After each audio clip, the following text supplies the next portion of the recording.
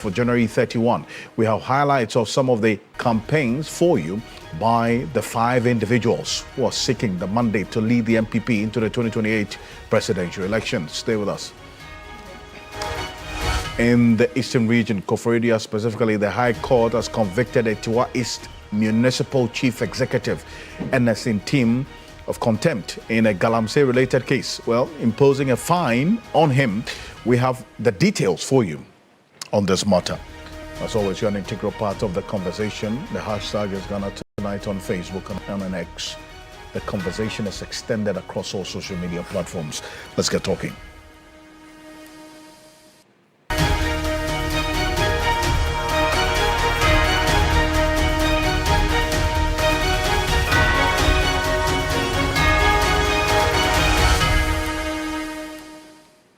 Well, let's settle for Ghana Briefs.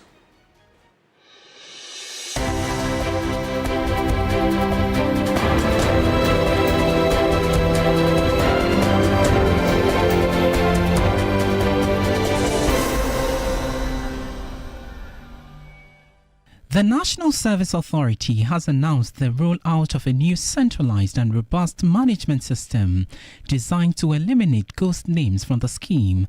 Speaking at a press conference, Director General De La Sedo cautioned that anyone attempting to compromise the system will face dire consequences, as the new platform is built to detect and expose such activities. A number of serious irregularities being perpetuated in 3 tertiary institutions: University of Development Studies, UDS, Ghana Communications Technology University, Akenton Apia Minka University of Skills Training and Entrepreneurial Development. The outcome of the investigation: 10 members of staff from the various institutions have been arrested and are under investigations with the security agencies.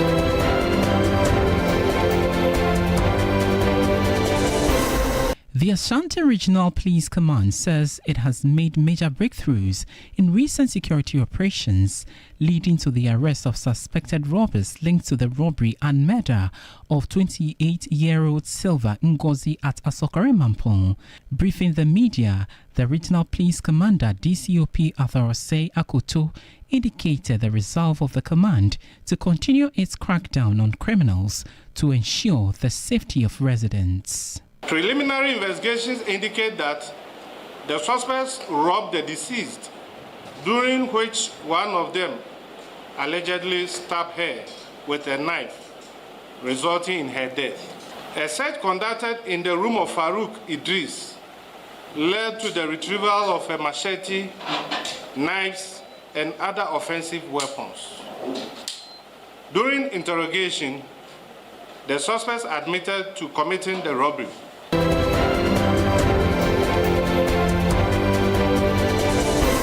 As the government rolls out a tougher sanitation regime, reintroducing National Sanitation Day and making cleanliness a key performance measure for local assembly leaders, trained environmental health workers meant to enforce these standards say they remain at home unemployed. The unemployed environmental health officers and assistants have taken to the streets demanding immediate employment. We have been writing to the ministry since 2021 till date. We sometimes even come in person to do what? Submit the letters. They keep it under their decks. They don't say anything about it. But the problem here is that they don't read it. We still find it very difficult why government doesn't want to employ us. Because when you look at the sanitation issues in our country, we are needed. Stop saying that you're not aware. We have given you a letter. Say the purpose. Say your purpose. Your purpose of coming to the city. Your purpose of being on the seat. We want to see the action now.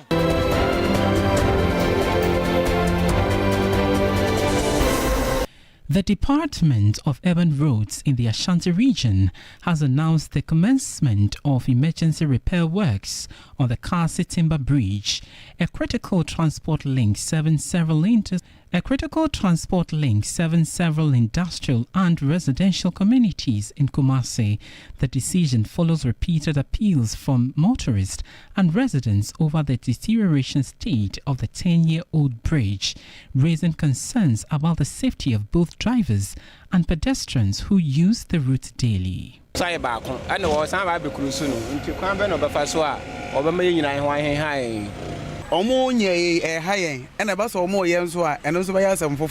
need the safety of the citizens. We need the safety of the motorists. We need the safety of Asokwa, the safety of the people using the bridge, because we need to count on safety than any inconvenience. So on this note, I'll beg everybody, they should all come down. We need to fix the bridge so that we can all use the bridge in a safe manner.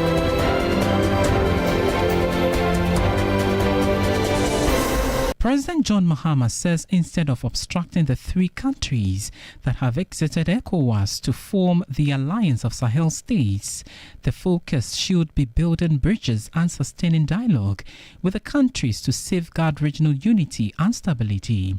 According to President Mahama, engagement with Burkina Faso, Mali and Niger, not isolation, remains the most effective path to resolving the current regional impasse. Our sub-region is facing challenges.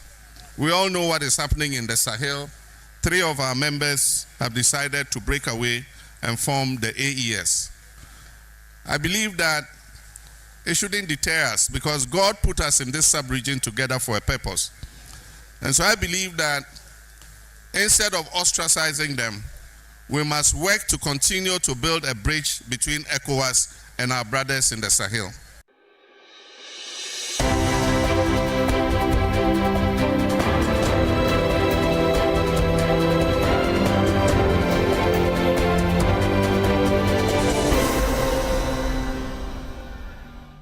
This morning is on 3news.com. Make some time and visit 3news.com. This is Ghana Tonight. We're live on 3FM 92.7, also on TV3 Ghana on Facebook and on DSTV channel 279. We're all across the world on 3news.com. We're focusing on the Pandai constituency, and it's for good reason. That's coming up next. Will Pandai vote again? That's the question we're asking. And we'll tell you why we're asking this question tonight. The Supreme Court tomorrow is a place to watch, and we're going to be there every step of the way. And that's what's coming up next here on Ghana Tonight. In barely 24 hours, NPP's Matthew Nyendam will, through his lawyers, push to halt this Pandai rerun that has been announced by the Electoral Commission for the 30th of this month. Now, his legal team will be at the Supreme Court tomorrow. They are urging the highest court of the land to quash the High Court decision, which declared his 2024 victory as marred by irregularities. So that's what's going to be happening. He is asking that the Supreme Court should quash the decision of the High Court. Now, we're going to walk you through the details of the case as he has filed at the Supreme Court, asking that the Supreme Court should, through its supervisory jurisdiction over the High Court, quash the decision of the High Court that declared his win as one that was fraught with irregularities. This is it. These are the reliefs that he's seeking at the Supreme Court, and that's for tomorrow. 1, that the judge at the High Court that declared his election as fraught with irregularities and hence quashed it, assumed jurisdiction despite the petition filed beyond 21 days after Gazette publication. 2, that the petition was filed 32 days after Gazette publication. These are the main concerns of Matthew Nyendam in this application at the Supreme Court seeking to quash that High Court decision that effectively led to his Member of Parliament status being quashed. He's seeking a few reliefs. 1, that the declaration that parliamentary election petition indeed was invalid. 2, an order quashing the judgment of the High Court. 3, any other orders as the court deems fit. Also, this is it, Section 18, relative to the time for presentation of petition, specifically captures, and I quote, an election petition shall be, this is the constitutional instrument that governs the election and then also the challenge of election or electoral results either at the parliamentary or the presidential level.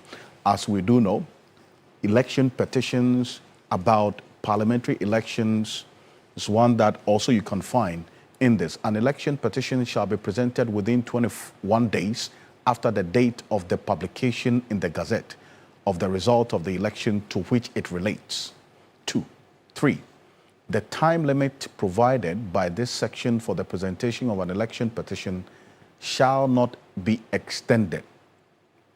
This is it.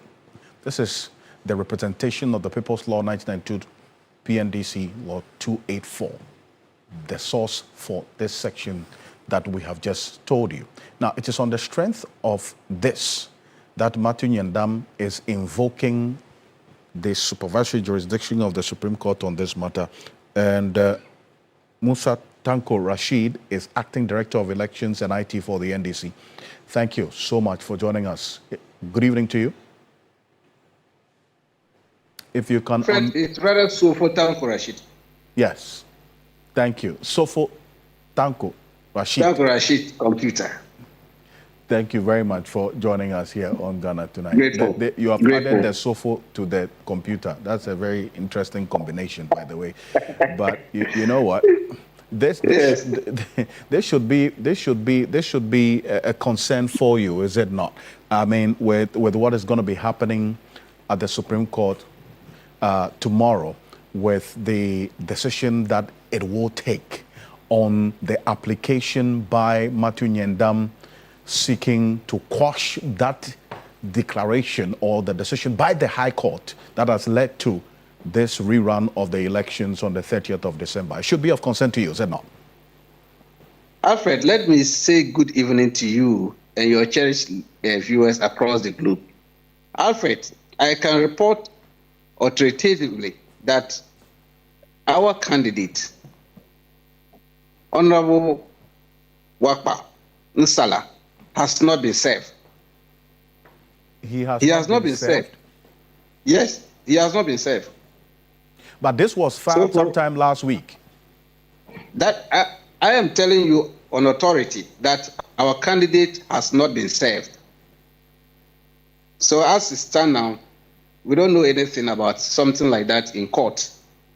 I mean, so we are not going to any court tomorrow because if you are not served, what are you doing in court? So the hearing tomorrow on this application by Matthew Nyandam seeking, one of the reliefs is that he wants the Supreme Court to quash that decision by the High Court that has led to this rerun. He says that based on the timing of this petition, it falls outside of the time allowed by at least the references to Section 18 that we just read to you. And you say that all of this, you have not been served. So tomorrow you are not going to court. That's really what it is. You are not going to be present. Yes, we are not going to be present. We have not been served. You only get service if you are served properly. Then you have to appear before the court to answer to charges that are brought against you in the service. But as we speak now, our candidate has not been served. They know it. If you ask them whether they have served our candidate, he has not been served. So what are we doing in court tomorrow? To come and do what? We are law-abiding citizens. And we know our left and right when it comes to the legal issues. And so therefore, we are not going to court tomorrow because we have not been served. And then so we are not answering any question anywhere until we have a proper service and then we can respond appropriately. But need that is be, Alfred, these people, they will stop their propaganda. What are you saying? You are in opposition. What do you No, mean? they are still doing propaganda. Well, they are saying to you that despite petition being filed beyond the 21 days after the Gazette publication, the High Court judge overlooked that. And in fact, the petition was filed, according to his main concern, 32 days after the Gazette publication. That's the argument he's taking to court. How do you describe this as propaganda? Alfred, Rashid? the matter started on 25th January 2025. That was the day we filed this application. After we filed that, there was a case management where issues were set, issues to be decided by the court. 3 issues were set. At the case management, the lawyers of first respondent, second respondent, and first respondent. The first respondent is Martin Yindam. Lawyers of Martin Yindam was at the case case management stage. They were there. They didn't raise any issue about the issue you are talking about.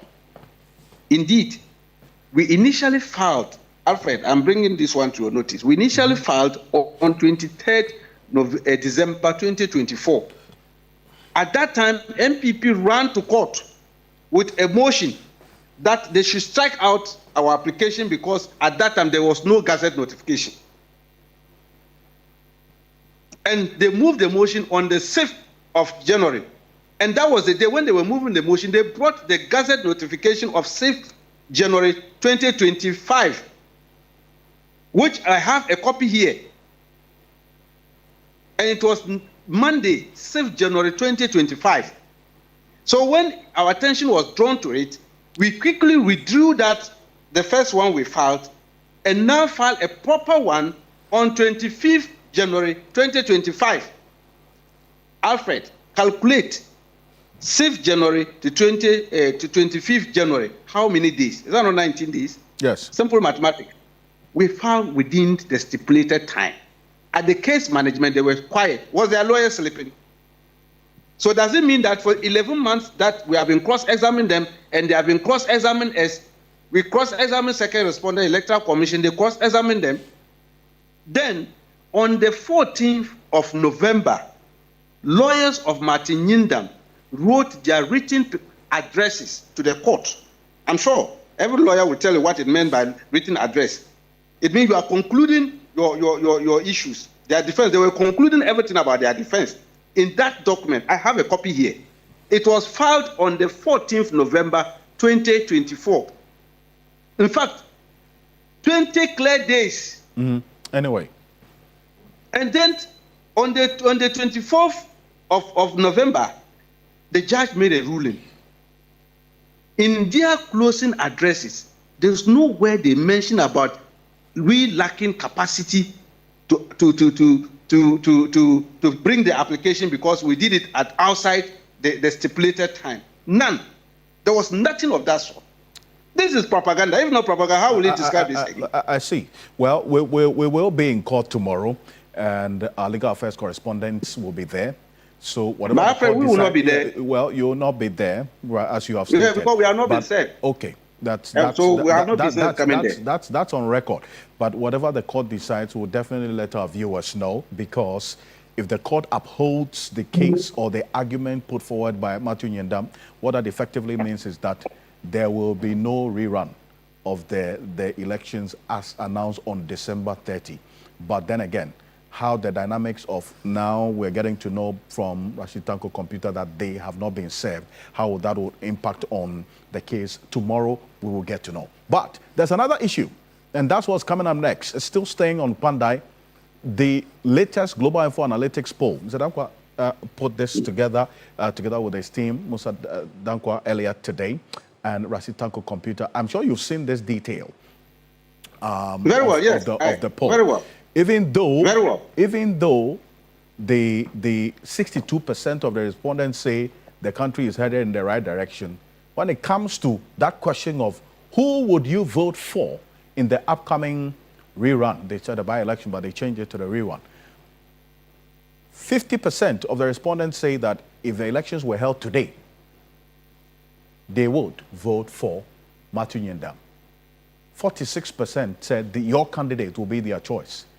That's short of 4%, and obviously that's enough in elections. It's not, Matthew Nyendam has gotten the 50, and he, if elections were held today, would have been declared winner. But your candidate is trailing by some 4% as well in the constituency. He was an incumbent in the 2024 elections. Matthew Nyendam, former MP, takes over again. It should be giving you some headache, is it not? Alfred, let me say, we respect the polls of Musa Dankwa. He's an astute pollster.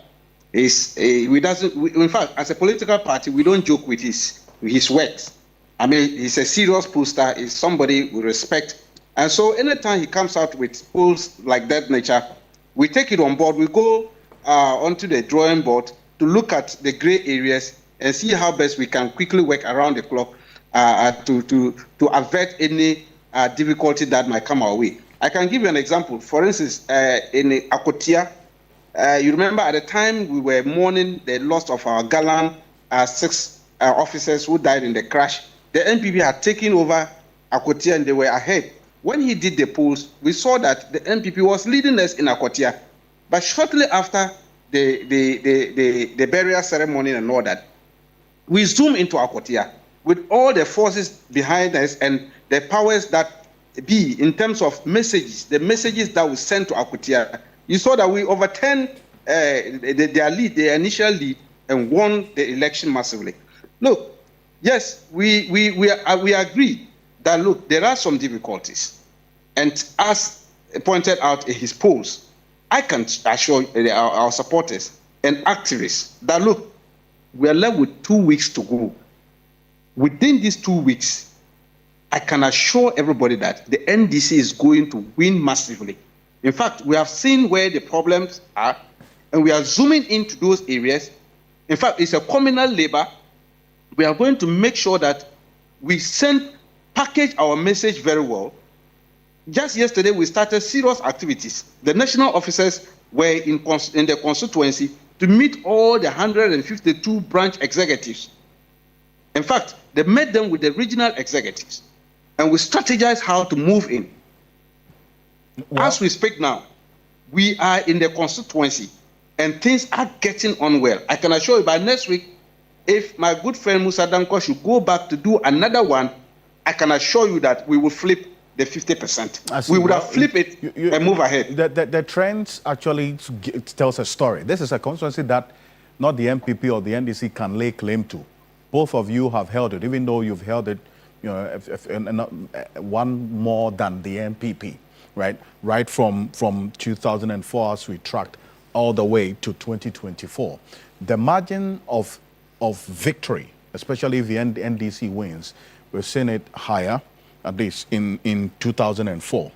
And then you've seen the NPP close the gap and even take over right from 2012 when Matthew Nyendam showed up. He took over this seat on behalf of the NPP, held it in 2016. You had your candidate come back strongly and they showed the mettle in there. So it's one that you would not lay claim solely to say, well, you can confidently hit your chest and say, this is our seat, it's our constituency.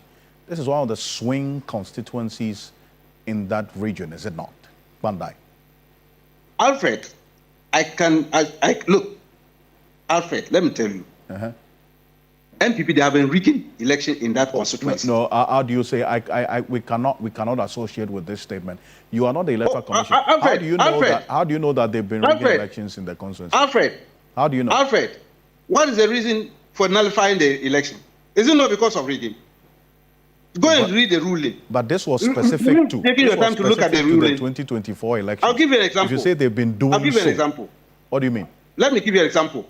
In one of the statements, the trial judge made mention of a polling station where they voted up to 1,400 people. There is no polling station like that in Ghana. The highest we have in Ghana is 750. That's the highest. That's the threshold for voters in each polling station across the country. So anything above 750 is suspicious votes for them, the money to vote up to 1,400 in just one polling station. If you don't describe this one, Regan, Alfred, what word are you going to use again? Well, that's where the judge nullified the votes.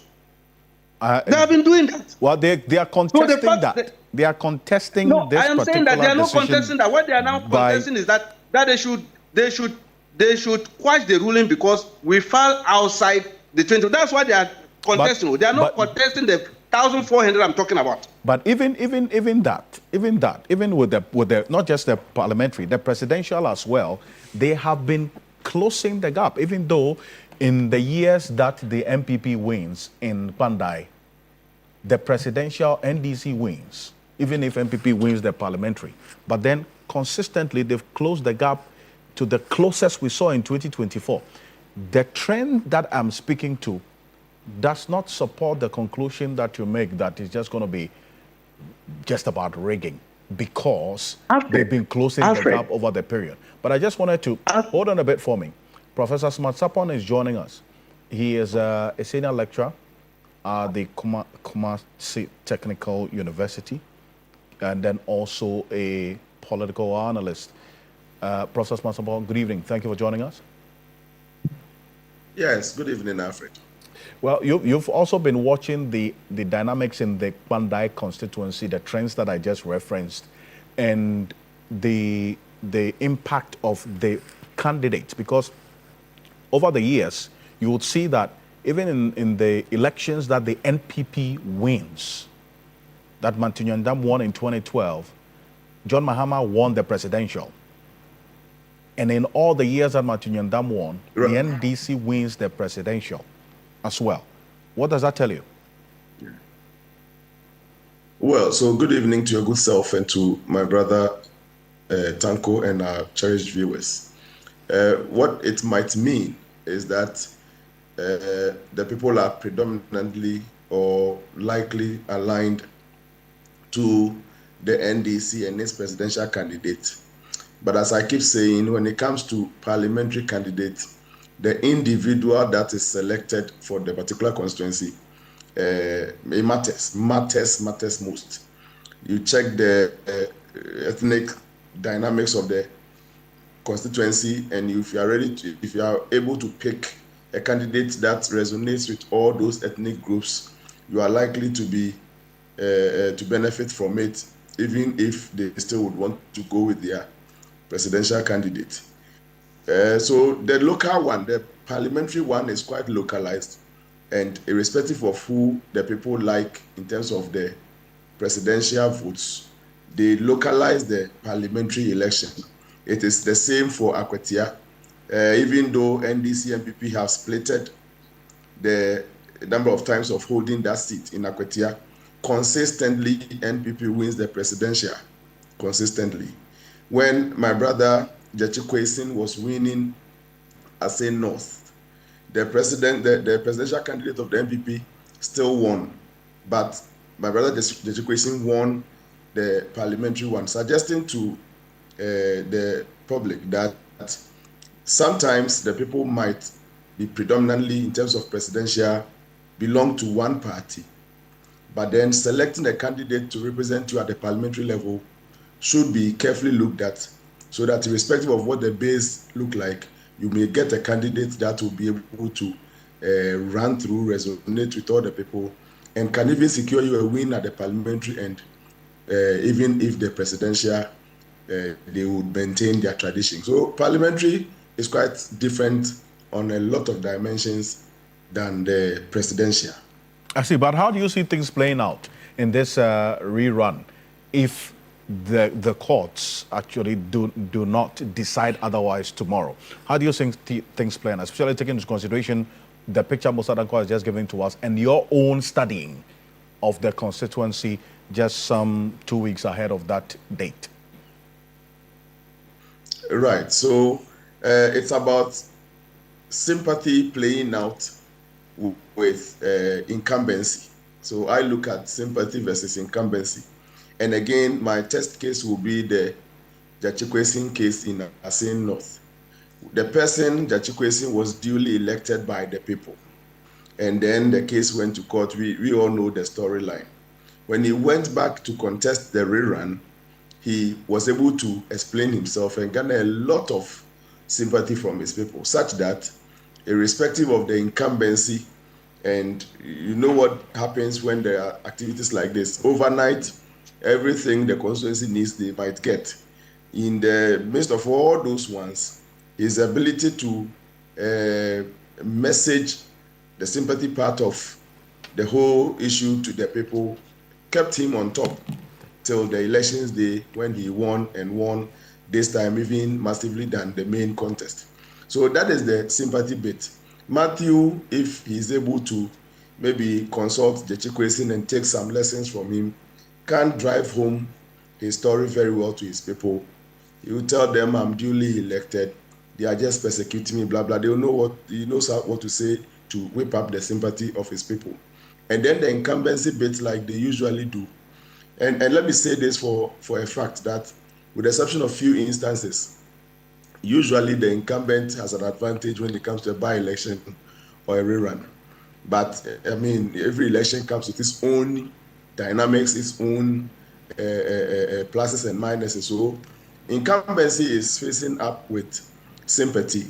In our recent history, when it happened, that similar sympathy won over incumbency. I'm likely to go with Musa Dankwe's poll. God willing, by next week, I might visit the place to see what is happening. We can juxtapose and see the true situation as we move towards election day 2 weeks from now. But I see it as a case of incumbency versus sympathy. And in our recent history, I keep referring to the Chikwesin because that's the most recent history where sympathy met incumbency. And in that instance, sympathy overcame incumbency. We will study what will happen in Bandai, and then we can discuss as the days draw near. I see. Now, Rashid Tanko Kopita, let me conclude with you briefly. You hear Professor Sapong juxtapose sympathy against incumbency advantage.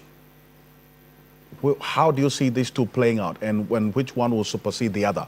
Quickly. Look, I can assure you, we are not going to rely on incumbency. We have our own strategy. We have our own strategy, the way we do our things. Because if you look at the way we prosecute our by-elections or reruns, you hardly see us abuse incumbency. Look at what happened at this in Akotia.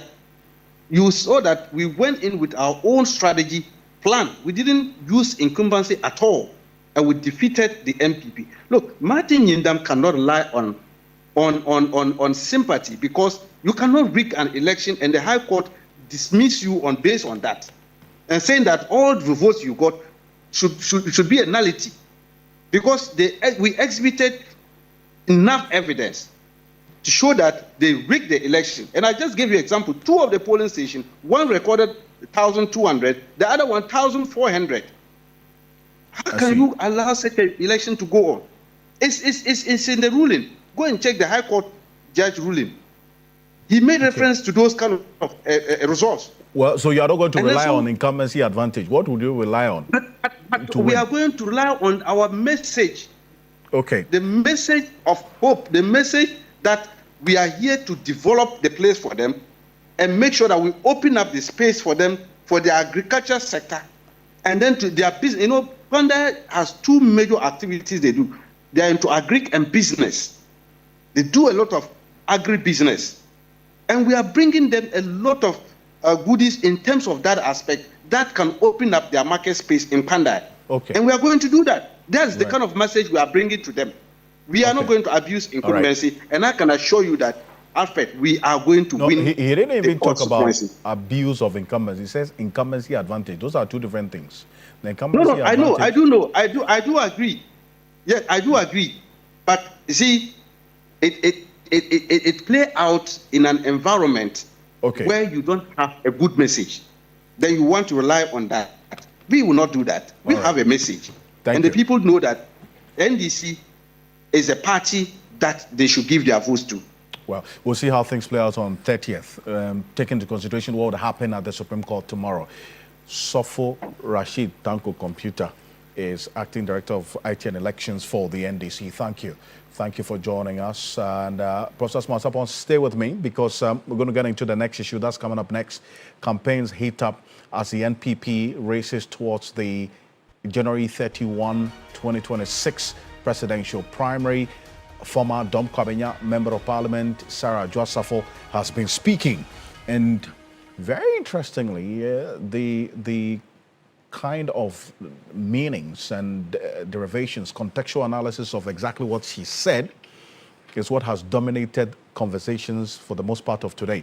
The former Member of Parliament, Dom Kwabena, that's Sarah Dworsafo, has publicly declared her support for the Vice President, that's a former Vice President, and then also the flag bearer of the NPP in the 2024 elections, Dr. Mahmoud Bawumia, describing him as the central pillar of her political future as a new patriotic party, that is if he wins the flag bearership. Now she, amongst other things, said this her political future lies with Dr. Mahmoud Bawumia rather than Kennedy Agyapong, a man with whom she has children. She said all that. Just so take a look at this. Gugudu, Patromuntiamio, opposition na yabe fienu. E was here best answer. Yakotna bemu ye family and I. Any ne. Iti among yourself ye wa party level no. Me Dworsafo, me se me nya dey. Esa say yakwa bemu koye bi, e boa ye ya na asa moa ye. Na me mamu example bi. Me study contested to be MP in the year 2007. Atene we di amanyo semunimu a wokuo imu abesi nne. Ma serve as Member of Parliament for 12 years. My Deputy Majority Leader, Medi Minister for Procurement, Medi Minister for Gender. It may be some say, Mensomoye,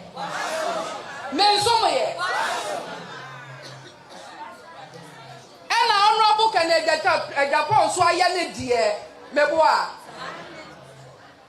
Menka say, or no nebefa. Nemom ye assume say wafa. Now I got Jubilee House. Na mimi CV edda ho. Ya ka CV ya sa wo kopa adwuma. Na mo hwe adwuma amaye. Ene somo amasom oman yi ene mama ne ko. Na se dru ho. Na obetimi ahwemanimu aka se oba menene wo mamienu ma appoint no as Minister for BB Ejabeto Ghana. Yes. Gugudu. Mesidiai. And the Kennedy Agyapong mimi no amenena wo mienu no. Onye. It's my political career is at stake. My future is at stake. And my future is with Dr. Alhaji Mahmoud Bawumia.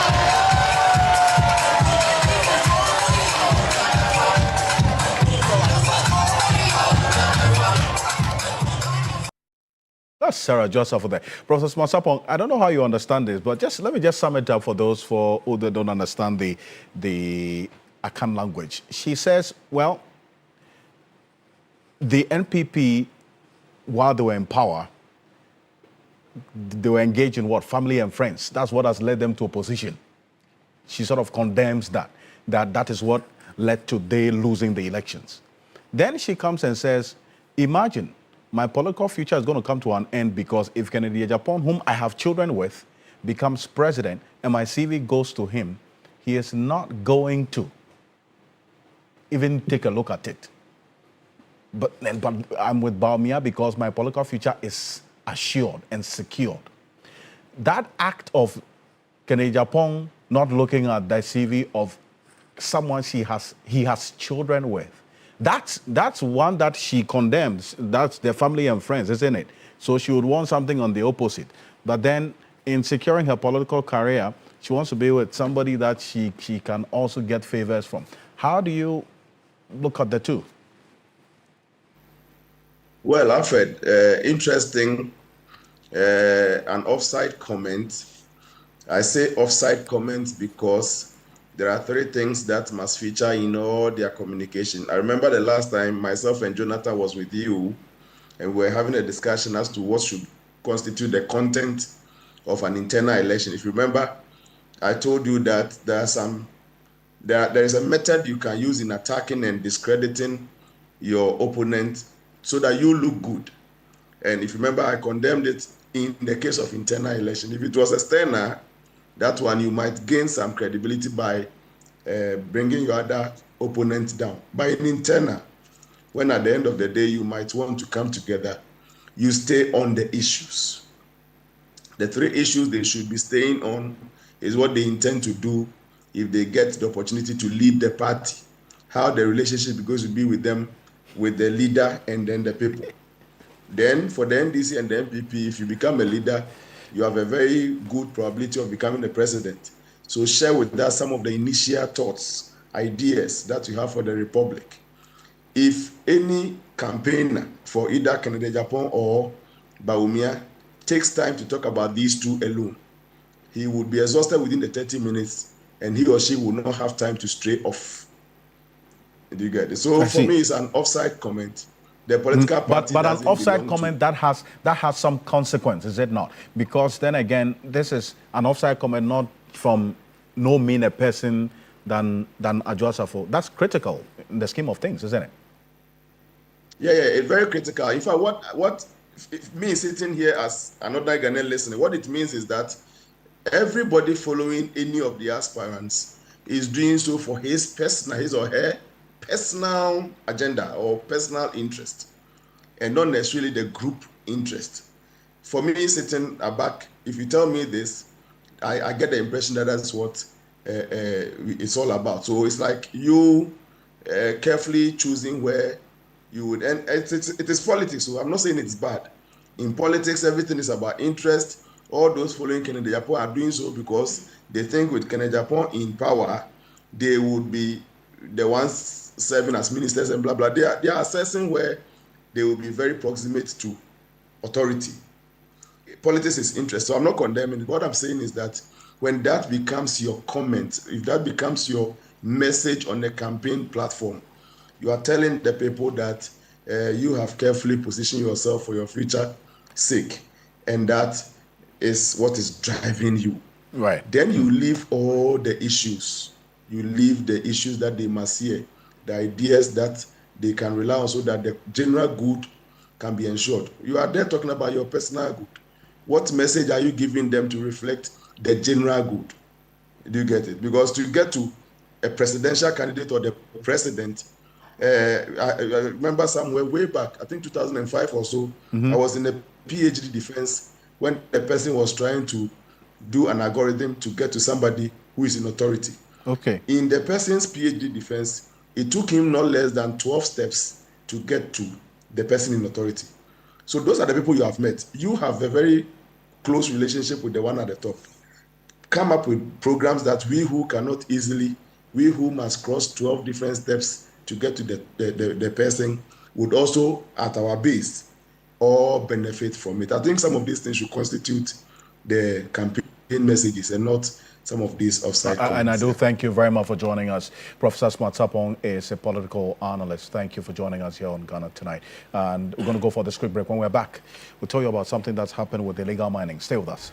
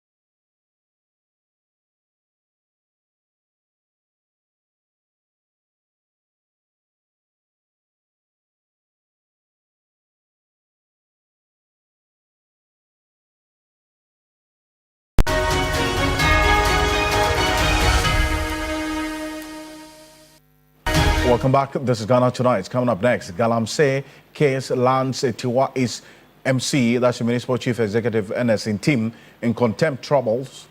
We have the details on this matter. Yvonne Nikwe has been following this quite closely.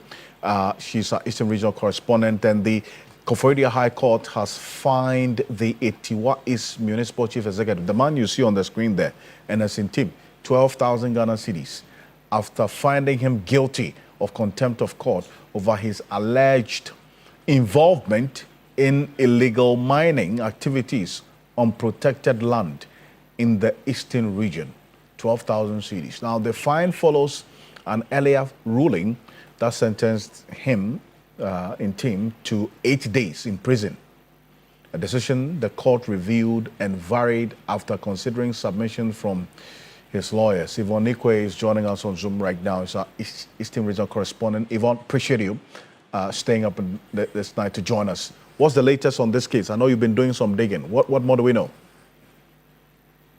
Well, Alfred, what more do we know is the clarity on the involvement of the DC NS in team in this particular case. Now, this particular case began early this month when the complainant in the case alleged that the DC was actually mining on his land. He says that we had to file the case in court so that the court would take action. Per his interrogation, he said that the court did mention that neither the MC nor his accomplices are supposed to be on the land.